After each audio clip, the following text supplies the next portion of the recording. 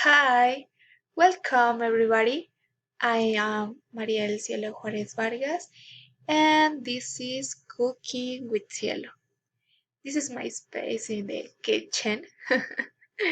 Uh, so today we will cook enchiladas Suizas because I love it and I love enchiladas Suizas. Um, okay, let's start with the recipe and these are the ingredients: cream cheese, green tomato,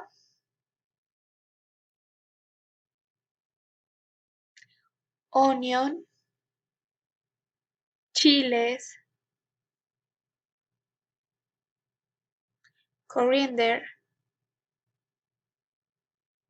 tortillas de maíz, their chicken or chicken, oil, and salt. Uh, the steps are: first, the sauce is prepared with green tomato, onion, coriander, and salt. The ingredients are blended. Second, tortillas de maíz are fried.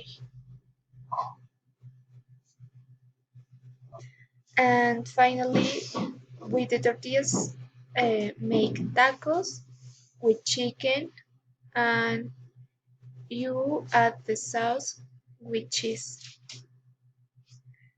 And we finish the recipe. Bye.